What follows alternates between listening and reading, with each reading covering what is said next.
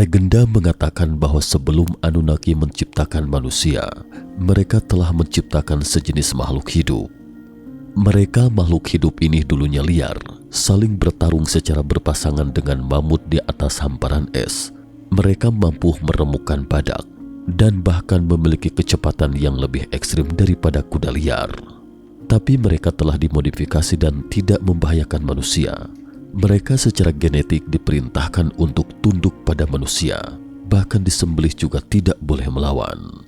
Binatang liar macam apa ini? Ketika arkeolog menafsirkan catatan pada tablet Sumeria, muncullah sebuah kisah tentang Anunnaki menciptakan manusia. Mengapa dalam semua legenda di dunia selalu ada dewa sapi yang mengabdi tanpa pamrih? Mungkin ini adalah kebenaran dari alam bawah sadar kolektif, karena binatang yang Anunnaki modifikasi ketika itu adalah sapi. Lalu apa hubungan manusia dengan sapi? Hari ini mari kita bincang-bincang sejenak tentang cerita di baliknya. 1889, Nibru salah satu kota Sumeria paling kuno. Kita kilas balik sejenak ke tahun 1889. Para arkeolog menemukan sebuah perpustakaan Sumeria di antara reruntuhan yang disebut Nibru. Di dalam reruntuhan ini terdapat sekitar 140.000 tablet tanah liat. Setelah menafsirkan tablet ini, kisah tentang Anunnaki pun mencuat di permukaan. Misalnya Anunnaki adalah ras alien dari planet Nibiru yang datang ke bumi lebih dari 400.000 tahun yang lalu. Menurut kisah terkait, bangsa Anunnaki menciptakan manusia. Seperti yang pernah dikupas mata ketiga sebelumnya, tujuan mereka menciptakan manusia untuk membantu mereka menggali emas di bumi dan sebagainya. Kisah-kisah ini ditafsirkan oleh Zecharia Sitchin, seorang pengarang buku yang menjelaskan tentang asal-usul manusia yang melibatkan astronaut kuno. Sitchin menghubungkan penciptaan peradaban Sumeria dengan Anunnaki, ras alien dari planet Nibiru. Namun sebelum Sitchin, ada seorang arkeolog ortodoks yang menafsirkan cerita serupa, bernama Samuel N. Kramer. Tapi sedikit berbeda dengan versi Sitchin. Dalam buku The Sumerians, Their History, Culture, and Character 1971 karya Samuel N. Kramer, kurang lebih seperti ini, bahwa ketika para dewa Anunnaki pertama kali datang ke bumi, mereka harus bekerja keras setiap hari dan tidak ada sesuatu apapun di bumi. Para dewa merasa tidak nyaman di bumi. Lempengan tanah liat itu juga secara khusus menggambarkan bahwa mereka bagaikan domba yang memakan tubuh tumbuhan dan minum air dari selokan. Jadi para dewa pun mulai mengeluh. Keluhan itu pun sampai mengusik seorang dewi bernama Namu.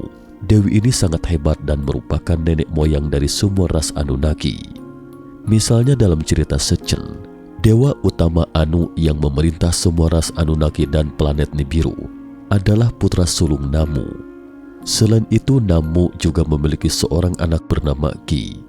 Namu, Anu, dan Ki, tiga dewa utama dalam mitologi Sumeria ortodoks. Penjelmaan mereka masing-masing adalah air leluhur, langit, dan bumi. Kemudian Namu membawa air mata para dewa ke kota Eridu yang merupakan ibu kota Anunnaki di bumi. Sementara dewa utama yang mengatur segala sesuatu di bumi bernama Enki, dia adalah putra sulung dari dewa Anu, dewa planet Nibiru. Setelah bertemu Namu, dia pun berbicara tentang penderitaan para dewa yang harus bekerja keras di bumi. Jadi dia memutuskan menciptakan semacam makhluk di bumi untuk meningkatkan kehidupan para dewa. Kemudian Enki meminta adiknya, Ninmah, untuk menciptakan makhluk ini. Ninmah adalah dewi kesuburan dalam mitologi Sumeria. Menurut orang Sumeria, Dewi Ninmah menggunakan lumpur menciptakan 6 jenis manusia dalam wujud seperti Anunnaki. Namun Ninmah tidak puas dengan 4 jenis manusia pertama yang diciptakan, sementara jenis kelima adalah wanita tidak subur, dan jenis keenam adalah manusia yang tidak memiliki organ laki-laki maupun perempuan. Kemudian Ninmah membawa ke-6 jenis manusia ini ke Enki, namun Enki tidak puas dan memutuskan untuk menciptakan sendiri makhluk yang diinginkan. Sampai di sini, cerita versi ortodoks dan versi Sitchin pun kembali tidak sama. Menurut Sitchin, Makhluk ciptaan Enki adalah manusia dengan fungsi reproduksi mirip dengan manusia sekarang. Kemudian manusia mulai membantu Anunnaki menambang emas, dan bersamaan dengan itu kaum Anunnaki pun menjadi bebas, tidak perlu kerja keras lagi. Tapi sama halnya dengan manusia pada umumnya, kaum Anunnaki juga punya hasrat yang tak terbendung. Mereka merasa terlalu kesepian di bumi, hingga akhirnya mereka tidak tahan lagi dan mulai menikah dengan kaum perempuan manusia biasa. Bahkan Enki juga menikahi manusia sebagai istrinya. Kejadian ini membuat Anu, dewa tertinggi Nibiru, sangat marah. Lalu dia berencana membiarkan Enlil, adik Enki, menggantikan tahta Enki di bumi. Selanjutnya terjadilah berbagai cerita tentang persaingan berdarah antar dua bersaudara dalam memperebutkan tahta kekuasaan. Untuk lebih jelasnya, bagi teman-teman yang tertarik, bisa merujuk pada buku The Earth Chronicles atau Riwayat Bumi karya Zecharia Sitchin. Namun dalam versi ortodoks karya Samuel Kramer, yang Enki ciptakan sendiri bukanlah manusia, tetapi dua hal lain. Kisahnya kurang lebih seperti berikut ini. Makhluk peliharaan Enki. Enki merasa bahwa menciptakan manusia dan menyuruh mereka menggantikan pekerjaan Anunnaki bukanlah solusi yang baik. Mereka, kaum Anunnaki, mengeluh kepada Namu, tidak ada daging atau air untuk minum di bumi. Kemudian mereka diberi daging dan air secukupnya. Jika membiarkan manusia melakukan semua pekerjaan untuk mereka, bisa jadi mereka akan membuat masalah karena terlalu santai. Oleh karena itu, Enki menolak solusi menciptakan manusia untuk menggantikan pekerjaan kaum Anunnaki. Enki menciptakan sendiri dua hal lain, yaitu Lahar dewa ternak dan Asnan dewi gandum. Namun entah mengapa, setelah memiliki dewa ternak dan dewi gandum, para dewa tetap saja tidak bisa makan. Kemudian tercatat sepenggal kalimat seperti ini di tablet. Datang dari langit, Lahar dan Asnan membiarkan mereka muncul. Mereka berkumpul dan membawa hasil yang melimpah. Mereka membawa nafas kehidupan pada lahan bumi. Mereka menjalankan hukum dewa. Mereka membuat gudang menjadi penuh. Mereka membuat lumbung berlimpah. Jelas, sesuatu yang datang dari langit ini adalah manusia. Adalah sekumpulan manusia yang bekerja bersama menggunakan produk yang melimpah, dan manusialah yang membawa nafas kehidupan pada lahan di bumi. Tetapi manusia sangat patuh mematuhi instruksi Anunnaki dan bekerja dengan rajin. Manusia membuat gudang dipenuhi dengan segala sesuatu dan mengisi penuh lumbung dengan segala sesuatu. Catatan ini sebenarnya mengatakan bahwa meskipun Enki menciptakan dewa ternak, sapi, dan dewi gandum, namun dia meremehkan emosi negatif para dewa. Bukankah mereka kaum Anunnaki mulai membuat masalah karena memang tidak ingin bekerja? Meskipun sekarang sudah ada dewa ternak dan dewi gandum, tetapi mereka tetap harus memelihara ternak, bercocok tanam dan bekerja keras baru bisa makan daging. Bukankah ciptaan Enki ini sia-sia? Belakangan Ninma yang memiliki visi ke depan menciptakan sekelompok manusia yang cakap untuk menyelesaikan masalah di bumi. Lalu setelah dewa ternak dan dewi gandum ke bumi, kaum manusia akhirnya memecahkan masalah makan para dewa. Jadi menurut versi ortodoks, Anunnaki menciptakan manusia bukan untuk menambang emas, tetapi untuk memelihara ternak dan bercocok tanam. Manusia adalah makhluk bumi baru yang direkayasa Anunnaki setelah memodifikasi gen manusia primitif di bumi menurut wujud mereka sendiri. Sebelum diciptakannya manusia, mereka juga memodifikasi sapi primitif di bumi. Baik manusia dan sapi adalah makhluk peliharaan Anunnaki, tetapi tujuan mereka menciptakan manusia dan sapi tidak sama. Sapi diciptakan untuk dimakan, jadi tidak perlu memberikan mereka gen kecerdasan, tetapi memperkuat gen kepatuhan.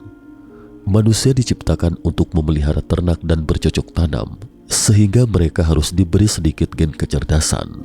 Dengan demikian, lahirlah manusia yang tahu bagaimana berkomunikasi dan berkolaborasi. Legenda ini seakan memiliki sedikit makna simbolis. Meskipun absurd, tetapi jika dianalisis dengan cermat, ada setitik bayangan yang nyata. Jadi pada kenyataannya, apakah memang ada bukti ilmiah yang sesuai dengan mitos ini? Berikut mari kita simak cerita yang ditafsirkan para ilmuwan dari sapi. tahun 1932, Munich, Jerman. Ketika itu, Jerman terjerumus dalam kegilaan. Politisi Munich menggemakan teori ras Arya murni mereka. Kebetulan tahun itu dua ahli biologi bernama Lutz Heck dan Hein Hex memperagakan sesosok monster yang belum pernah dilihat siapapun di kebun binatang mereka. Monster itu adalah seekor sapi, tinggi 1,4 meter, beratnya lebih dari 800 kg, dengan tanduk runcing dan menonjol ke depan. Sepasang mata sapi sebesar mulut mangkuk terlihat sangat liar di kandang. Temperamennya sama sekali tidak seperti sapi ternak yang jinak, terlihat jauh lebih liar daripada banteng liar. Terkesan sedikit mirip dengan rubah dan serigala. Tak lama kemudian, kebun binatang itu pun penuh dengan penonton, dan mesin propaganda Munich juga menggembar-gemborkan bahwa ini adalah makhluk prasejarah bernama Aurochs yang pernah hidup di hutan Jerman, adalah spesies yang ganas, licik, dan kompak. Dulunya suku Arya merasa bangga berburu banteng liar purba ini. Tapi belakangan, banteng liar purba dan ras Arya lenyap bersama. Sekarang setelah 11 tahun menghabiskan waktunya, dua bersaudara Hex menghidupkan kembali banteng liar purba yang telah punah tersebut dengan teknologi hibrida. Oleh karena itu, ini juga membuktikan bahwa selama orang Jerman terbaik bersatu, maka sekelompok ras Arya murni yang sempurna dapat dibangkitkan. Kerumunan yang berkunjung tersulut, banteng liar purba itu seketika menjadi idola. Tapi apakah pertunjukan dari dua bersaudara Heck ini merupakan sains atau lelucon? Ternyata kisah tentang banteng liar purba yang sebenarnya kira-kira seperti berikut ini. 36.000 tahun silam. Waktu kembali ke 36.000 tahun yang lalu. Zaman es yang muncul tiba-tiba. Gletser bergerak dari kutub utara dan mengamuk sampai ke Perancis Selatan saat ini. Jadi cerita ini pun sampai ke gua Kauvet yang terkenal itu. Manusia primitif ketika itu bersembunyi di gua ini. Mereka menggambar di gua apa yang mereka lihat di hutan belantara sebelum tibanya Gletser. Ada gambar kawanan rusa, sapi, hyena yang menyeramkan, kuda liar yang berlari kencang dan sebagainya. Tetapi sapi di mural itu tidak sama dengan sapi yang kita saksikan pada umumnya. Ada jenis sapi dengan bahu tinggi dan tanduk kecil. Menurut ilmuwan, itu adalah banteng Eropa yang masih dapat ditemui sekarang. Ada juga hewan dengan cula yang bengkok ke depan, berkelompok, bercampur dengan kuda liar, sekilas tampak sangat besar. Selain itu juga ada badak di tengah dan di bawah kakinya. Hewan apa itu? Di mata manusia primitif, hewan yang berlari lebih cepat dari kuda dan postur lebih kuat dari badak itu sama sekali di luar pemahaman kita tentang sapi sekarang. Para ilmuwan mengatakan bahwa sapi jenis ini adalah makhluk prasejarah yang sempurna dalam populasi Jerman, yakni Aurochs atau Ur, yang pernah tersebar di seluruh Eurasia. Aurochs atau Ur adalah spesies sapi kuno yang berukuran seperti gajah. Tapi sepertinya tidak benar. Pertama, tidak ada bukti fosil dan tidak ada data arkeologi. Bagaimana seorang ilmuwan bisa menarik kesimpulan seperti itu dari mural prasejarah dan sepenggal cerita dari kebun binatang? Ternyata sapi Aurochs terakhir di bumi baru punah sampai tahun 1627. Para ilmuwan telah melihat sapi Aurochs ini, dan para ilmuwan juga tahu bahwa semua sapi ternak, baik itu sapi perah, sapi potong atau sapi pekerja, adalah keturunan dari sapi Aurochs yang sempurna ini. Oleh karena itu, lelucon Hex Brothers saat itu bukan sepenuhnya tanpa dasar. Secara teoritis, gen dari sapi Aurochs memang terkandung dalam tubuh berbagai sapi ternak sekarang. Namun hampir tidak mungkin untuk menghidupkan kembali sapi Aurochs hanya dengan metode persilangan. Belakangan memang dikonfirmasi bahwa ternak hibrida oleh Hex bersaudara saat itu memiliki kesenjangan genetik yang sangat besar dengan Aurochs, bahkan secara fisik juga sangat jauh berbeda. Sekarang sapi jenis ini disebut sapi Hex. Ada sekitar 2.000 ekor di Eropa, tersebar di berbagai peternakan besar, memainkan peran sebagai sapi perah dan sapi potong. Konon stik daging sapi Hex itu sangat enak, terutama yang dikeringkan secara alami. Saya pribadi belum pernah mencicipinya. Barangkali ada blogger makanan yang tertarik untuk syuting acara kuliner tentang stik sapi Hex. Kita kembali ke topik. Sampai di sini, kita telah memecahkan rahasia sapi Aurochs. Tapi jelas, ada bug dalam cerita terkait sapi Aurochs ini. Entah apakah pemirsa menyadarinya. Bug sapi Aurochs. Kita kembali pada lukisan dinding 36.000 tahun yang lalu.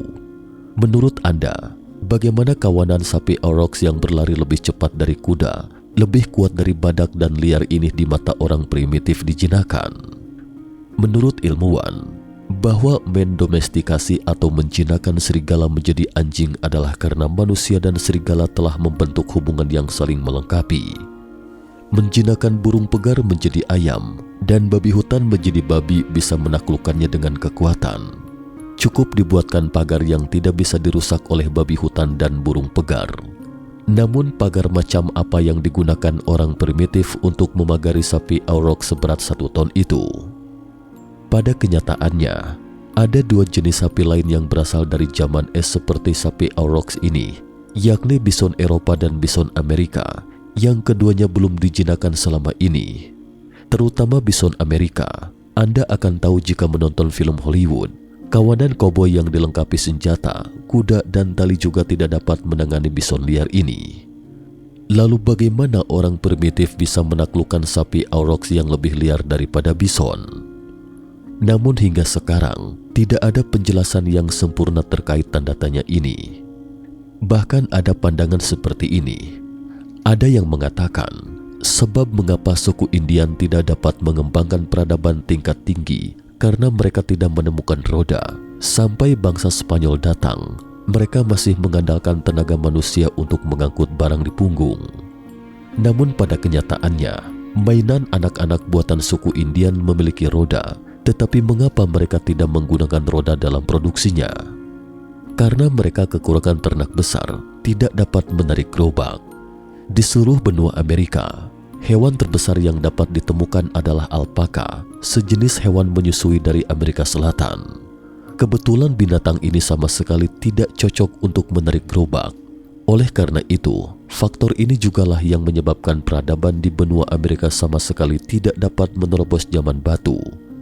Tetapi benarkah benua Amerika kekurangan ternak ukuran besar?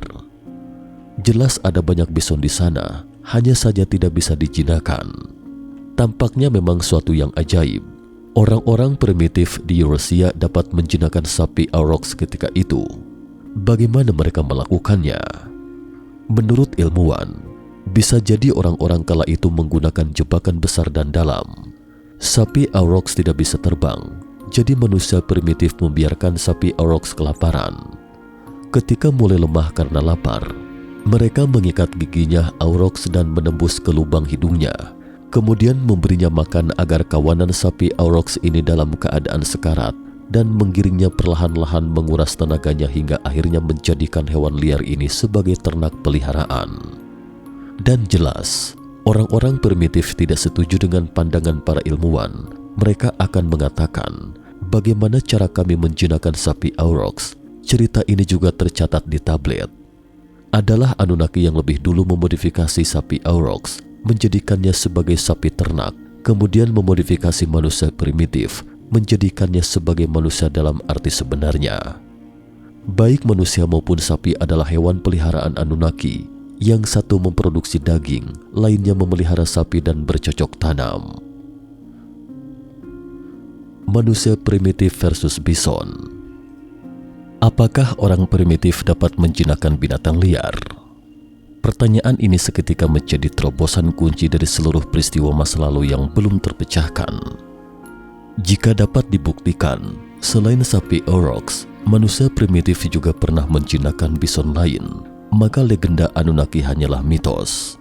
Tetapi ketika kita mulai mencari sapi yang dijinakkan ini, semakin banyak misteri pun bermunculan. Zebus atau sapi zebu. Objek penelitian pertama yang ditemukan para ilmuwan adalah sapi zebu India. Keunikan dari sapi jenis ini adalah tidak takut panas, dikenal sebagai unta di antara sapi dan memiliki punuk di belakang lehernya. Bukan metafora, Benjolan besar ini memang punuk, seperti unta, juga penuh dengan lemak yang digunakan untuk pencernaan saat lapar. Jadi apakah zebus di India ini adalah hewan yang dijinakan manusia primitif dari beberapa bison tropis? Setelah melakukan pencarian, para ilmuwan mengidentifikasi spesies yang disebut Bos javanicus atau banteng Jawa, sangat mudah dikenali dari corak belanga dan bercak besar berwarna putih di bagian bokongnya. Banteng Jawa ini bisa mencapai tinggi sekitar 1,6 meter di bidang pundaknya dan panjang badan 2,3 meter, dengan berat badan umumnya di kisaran 680 hingga 810 kg. Banteng ini sekarang tinggal di hutan hujan tropis Asia Tenggara. Sekilas terlihat jinak dari kejauhan, tetapi mudah emosi, sepertinya tidak mudah dijinakkan. Selain itu juga tidak terlalu mirip dengan keturunan sapi zebu. Namun gen membuktikan segalanya. Pada tahun 1990-an, para ilmuwan mulai menggunakan teknologi genetik untuk mempelajari hubungan antara sapi zebu dan banteng Jawa dan menemukan bahwa tidak ada hubungan domestikasi antara keduanya. Sebaliknya, hubungannya dengan spesies lain yang disebut bison India jauh lebih erat dengan sapi zebu. Ini adalah sejenis leluhur sapi zebu yang telah lama disingkirkan karena terlalu liar. Dikenal sebagai monster liar ronde putih atau bison berkaki putih, dapat tumbuh setinggi 2 meter di bidang pundak dan beratnya bisa mencapai 1,5 ton. Binatang penguasa di kawasan Asia Tenggara dan anak benua India dan sebanding dengan harimau Benggala dalam pertarungan. Ketika dua monster ini saling adu jotos, suara geruannya dapat terdengar dari 1 kilometer jauhnya. Manusia primitif menjinakkannya. Mengapa mereka tidak menjinakkan harimau Benggala? Apakah bukti genetik salah? Benar saja, setelah diselidiki lebih lanjut, monster ini memang bukan nenek moyang dari sapi zebu, tetapi mungkin saja sekelompok monster ini jauh lebih kuat dari nenek moyang sapi zebu ribuan tahun yang lalu. Penjelasan ini lebih masuk akal. Lalu dari mana sapi zebu itu berasal? Para ilmuwan masih mencari tahu. Tetapi menurut mitologi India, bahwa lembu adalah hewan peliharaan Dewa Siwa, adalah Dewa Siwa yang menurunkannya ke dunia untuk memantau manusia. Mitologi India juga mengatakan bahwa kapan Siwa akan bangun dari punggung ular dan mulai menciptakan dan menghancurkan dunia, ini semua mendengarkan sinyal dari Nandi atau Nandiswara. Nandi atau Nandiswara merupakan lembu yang menjadi wahana atau kendaraan Dewa Siwa dalam mitologi Hindu. Mengapa lembu, terutama zebu putih, menikmati perlakuan yang lebih tinggi di India daripada sejumlah masyarakat manusia biasa pada umumnya? Mengapa orang India minum air kencing sapi dan menyembah kotoran sapi? Sebenarnya, hal ini dikarenakan mereka percaya dengan teguh pada mitos Dewa Siwa ini.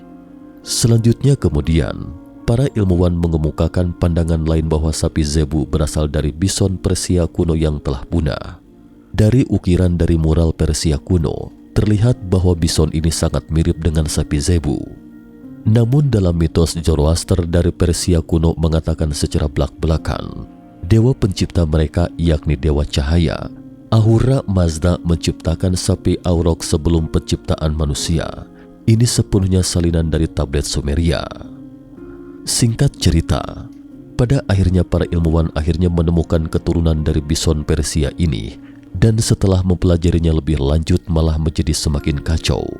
Ternyata sapi zebu juga merupakan spesies tropis yang dibiakan dari sapi aurochs, dan jalur perkembangbiakannya juga berada di jalur yang sama dan sesuai dengan mitos dari Sumeria, Persia, lalu India. Tampaknya sapi zebu sedikit pun tidak membantu dalam memecahkan masalah terkait, jadi perlu menemukan target berikutnya. Kerbau. Bagi teman-teman yang tinggal di daerah pedesaan pasti sangat terkesan dengan kerbau. Para orang tua pasti akan mewanti-wanti, jangan coba-coba memprovokasi kerbau. Jangan melihatnya tampak tenang, tapi sebenarnya lebih mudah marah daripada sapi liar. Terutama jangan memakai pakaian berwarna merah dan mondar-mandir di depannya, karena ia takut panas. Jika ia ngamuk, tidak ada yang bisa menyelamatkan Anda. Memang benar apa yang dikatakan orang tua. Meskipun kerbau dan lembu disebut sapi, tapi pada dasarnya mereka adalah dua jenis hewan yang tidak sama. sapi Bali. Akhirnya para ilmuwan menemukan sapi Bali ini yang terlihat persis sama dengan banteng Jawa di Bali, Indonesia. Tapi jelas sapi Bali ini telah dijinakan, bisa membajak sawah jauh lebih kecil dari nenek moyang bisonnya, dan temperamennya juga menjadi jauh lebih jinak. Tampaknya manusia primitif memang mampu menjinakkan bison menjadi ternak piaraan. Bukankah kawanan sapi Bali ini adalah bukti terbaik? Namun ada masalah dengan sapi Bali.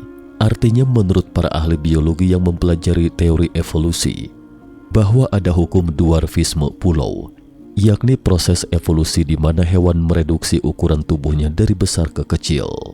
Dengan kata lain, jika suatu spesies terperangkap di sebuah pulau untuk waktu yang lama, ukuran mereka akan menjadi lebih kecil dan lebih jinak. Karena itu, mengapa fenomena banteng Jawa berubah menjadi sapi Bali hanya terjadi di Bali? Ini mungkin tidak berarti bahwa manusia primitif menjinakkan bison Jawa dengan kekuatan mereka sendiri, tetapi karena adanya hukum evolusi dwarfisme pulau yang membantu manusia primitif. Demikian juga fenomena ini juga dapat menjelaskan mengapa yak liar didomestikasi di dataran tinggi Qinghai, Tibet. Ini mungkin karena dahulu kala ada sekelompok yak purba yang jatuh ke pulau-pulau terpencil di dataran tinggi Qinghai, Tibet ketika lingkungan prasejarah berubah secara drastis. Mereka diseleksi secara alami di pulau-pulau dataran tinggi. Di antaranya itu ada yang bersama dengan manusia dan menjadi yak yang dijinakan, sementara bagian lainnya tetap menjadi yak liar. Yak adalah sejenis sapi yang banyak ditemukan di Tibet dan wilayah sekitar Himalaya di Asia Tengah. Kalau begitu, dapatkah hal ini juga menunjukkan bahwa sekumpulan sapi aurochs paling awal telah didomestikasi oleh manusia primitif di suatu lingkungan pulau yang terisolasi? Mungkinkah memang seperti itu? Mungkin zaman es kecil lebih dari 10.000 tahun yang lalu yang menciptakan pulau terpencil semacam ini membuat sebagian sapi aurochs menjadi ternak piaraan. Contoh lain, misalnya sapi Jersey dengan warna kulit coklat muda atau berkisar antara abu-abu hingga hitam pekat mulberry, dan ada kalanya memiliki corak putih dengan hidung berwarna hitam dan moncong cenderung putih ini. Mereka adalah rajanya produksi susu. Selama periode pemerahan, mereka dapat menghasilkan susu 10 kali dari berat badan mereka. Ada juga sapi-sapi Holstein ini yang dipelihara di lebih dari 150 negara dan wilayah. Produksi susunya 10 ton per tahun. Dagingnya juga sangat lezat. Stik impor susu segar dan susu bubuk impor yang Anda konsumsi, banyak di antaranya itu berasal dari sapi ini. Tapi bagaimanapun, daging sapi dan susu jelas merupakan teknologi hitam prasejarah yang telah memberi makan manusia di seluruh dunia. Mungkin manusia dan sapi memang sepasang saudara peliharaan. Tampaknya pada saat Anunnaki kembali ke bumi nanti, pendekatan kita yang benar seharusnya tidak menawarkan emas, tetapi menyajikan semeja besar hidangan daging sapi, baik itu stik Eropa, Wagyu Jepang, hotpot Maudu Sichuan, sabu-sabu daging sapi Chow Chow, atau dendeng sapi Dolong Laksana Dewa. Singkatnya, semua itu tergantung pada Dewa Anu mana yang disukainya. Cukup sekian dulu topik kita hari ini. Jika suka dengan video mata ketiga, jangan lupa like, subscribe, dan share. Terima kasih atas perhatiannya dan sampai jumpa di episode berikutnya.